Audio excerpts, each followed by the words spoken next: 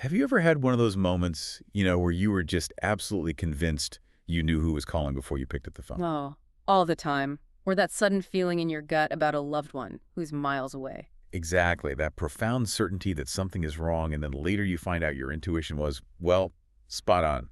Most of us just write that off, right? Coincidence. A fluke of memory, maybe.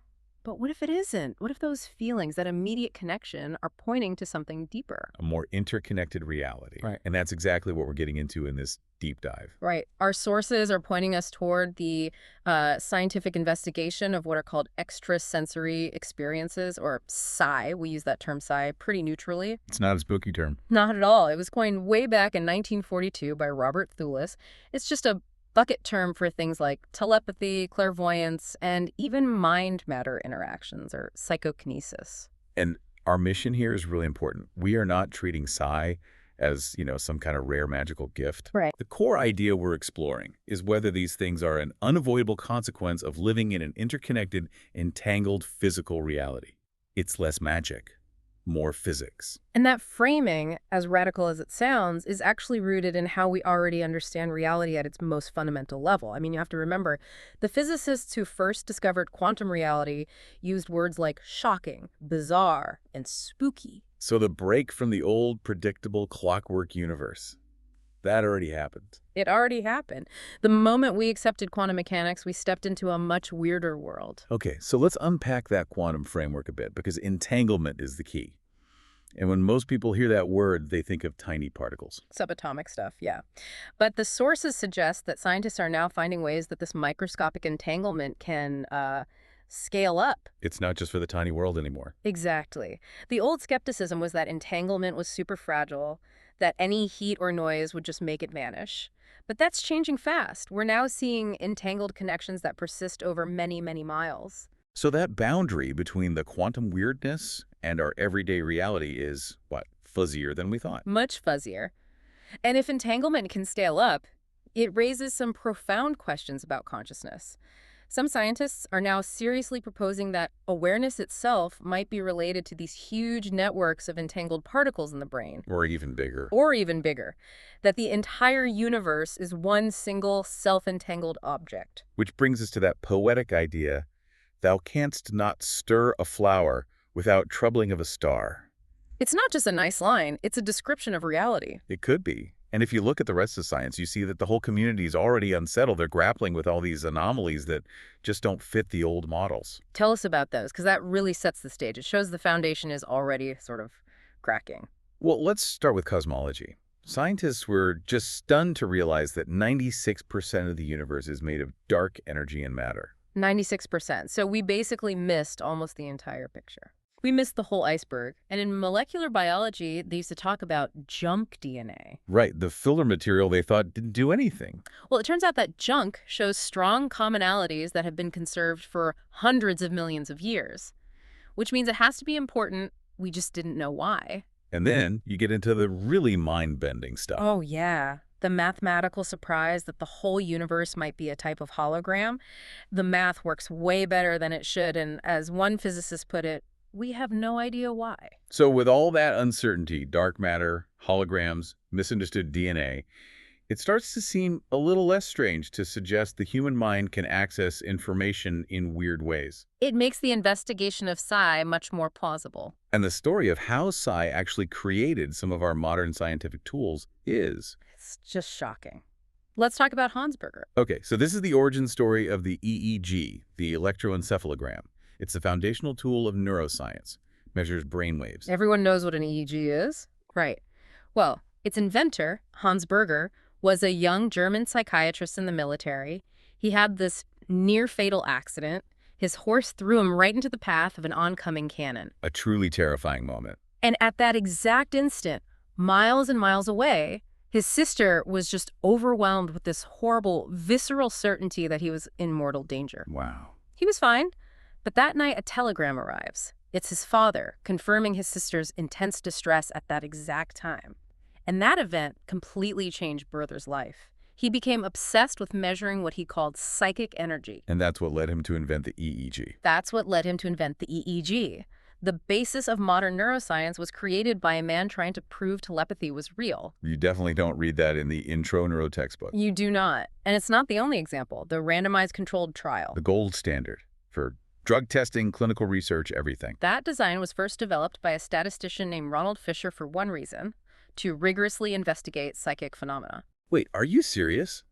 The bedrock of modern evidence-based medicine was designed to test if people could read minds. That's huge. It is. And get this, the discovery of isotopes, which was crucial for everything from medicine to, the atomic bomb, can be traced back to a clairvoyant vision of a substance called metaneon. A clairvoyant vision. Yep, described in a 1908 book called Occult Chemistry. The scientist who discovered it, Francis Aston, even called it metaneon in his first paper. Of course, he left that part out of his Nobel Prize speech. Of course he did. That seems to be the pattern, right? The discovery is celebrated, but the messy, unconventional inspiration gets quietly erased from history. It's a fear of being associated with fringe science, I think. But the real pioneers, people like Wolfgang Pauli, a Nobel-winning physicist, and Carl Jung, they were explorers. They weren't afraid of these ideas. Right, they were trying to map the edges of what we know. Exactly. Even Sir Francis Bacon, the father of empiricism, proposed studying how mental intention could affect things like cards and dice 300 years before modern research began. So this debate is ancient. But the public perception, there's still this idea that only uneducated people believe in psi, the ignorance hypothesis. And the data just completely demolishes that hypothesis. The National Science Foundation's own data shows 60% of adult Americans believe people have psychic powers. Okay, so belief is widespread. But here's the kicker. The General Social Survey found a significantly positive relationship between education level and reporting a psi experience. The odds against that being chance are 80 to 1. 80 to 1. So you're saying better educated people are more likely to report experiencing it themselves. That's exactly what the data says. They're less likely to believe in things like, say, heaven or hell, but their reported rate of personal psi experiences is higher. It's not about a lack of critical thinking. Maybe it's about an increased sensitivity or awareness? That's one interpretation, and the research has even built a kind of profile of the person most likely to report these experiences. Oh, this is interesting. Who are we talking about? The profile that often emerges is a left-handed female, 30-something or younger, highly sensitive, a bit introverted. She tends to make decisions based on feelings, intuition. Free of arts, maybe. Mental discipline. And fundamentally someone who is more interested in possibilities than just sticking to the known facts. Okay, that brings us to the hard evidence then. The numbers that move this beyond anecdote. This is where we talk about meta-analyses. Right, where you combine the results from dozens or hundreds of studies to see if there's a real repeatable effect. This is how you rule out coincidence. And the data here is, well, it's staggering. So let's start with the classic ESP card tests, the ones everyone has seen in movies. The ones designed to test telepathy and clairvoyance in a lab. The combined results from all those experiments show odds against chance of 375 trillion to 1. Let's just pause on that number. 375 trillion to 1. That isn't just statistically significant. That's a different category of certainty. It is. Coincidence is mathematically off the table. No. Or look at dream psi, like the famous Maimonides experiments.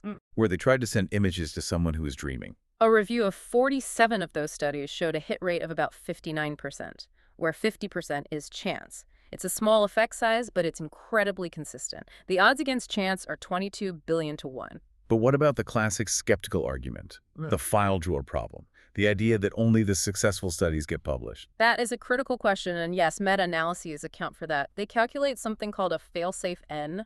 Which is? It's the number of unpublished, failed studies you'd have to imagine are sitting in file drawers somewhere to make the overall effect disappear.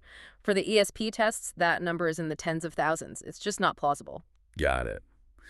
Okay, let's move to the most, I guess, outlandish one for many people, mind over matter, psychokinesis or PK.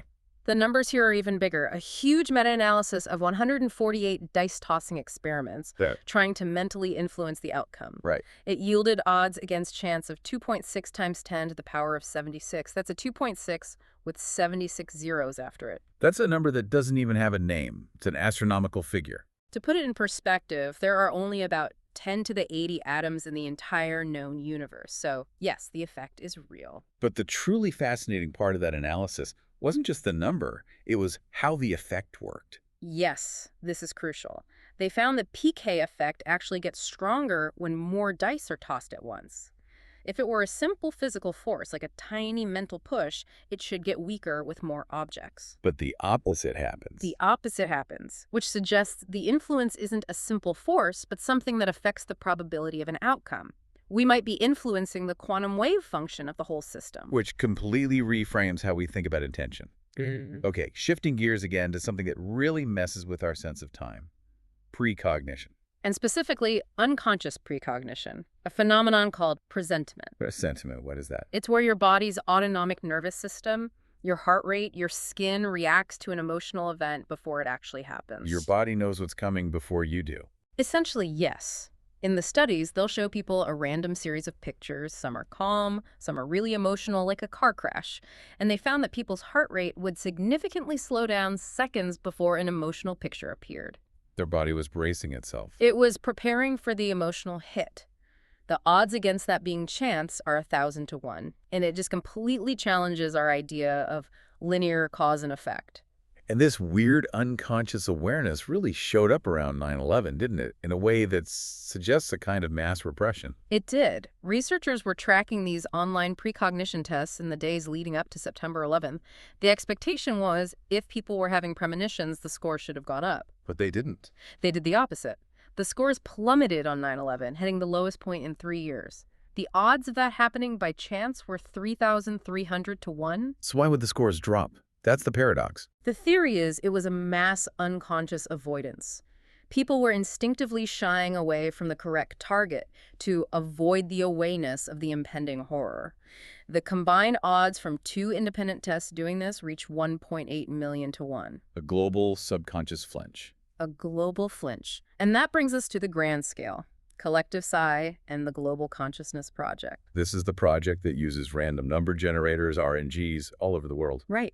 These machines are designed to be perfectly random. They act as passive observers. The theory is when human consciousness becomes highly coherent and focused on a single event. Like a global tragedy or a massive celebration. That coherence should show up as moments of unusual order in the randomness.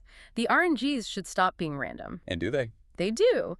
During the funeral of Pope John Paul II, for instance, hundreds of millions of people focused on one event. The GCP predicted a deviation from randomness, and they saw one, with odds of 42 to 1. The shared attention of humanity was reflected in the physical world. That's the idea. And on 9/11, that effect was profound. The RNGs across the entire planet showed the largest intercorrelation of the whole year. They all started behaving in the same way at the same time. They were synchronized. Synchronized by the intense shared mental focus of humanity on that day. It suggests that for a measurable period, we really were a collective mind. That is just a phenomenal conclusion. So let's sum it all up.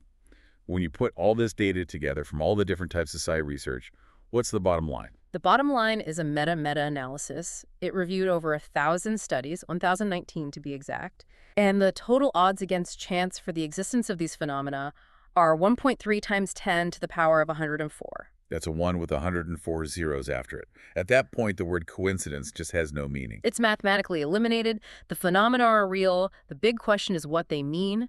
And the takeaway from the sources is that we have to abandon the idea of a locally realistic, separate reality. Because of Bell's theorem and all the quantum experiments that prove the universe isn't local. Exactly. So science is probably best understood not as information being sent between 2 separate people, but as the human experience of living in an already entangled universe. So perception isn't a signal, it's a correlation. It's a correlation within a single holistic medium. And our intention is how we navigate that medium.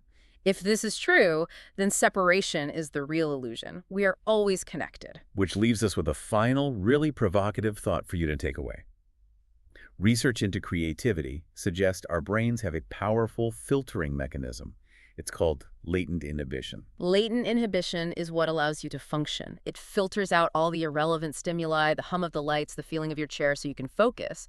It's how we create a stable, classical reality for ourselves. By ignoring most of what's actually there. By ignoring the overwhelming noise of the universe. So if our brains are constantly suppressing our awareness just to keep us stable and focused, what universal ripples, what entangled connections are we repressing every single day? And how might we deliberately, and more importantly, safely, begin to open that pathway and perceive the reality we're already living in?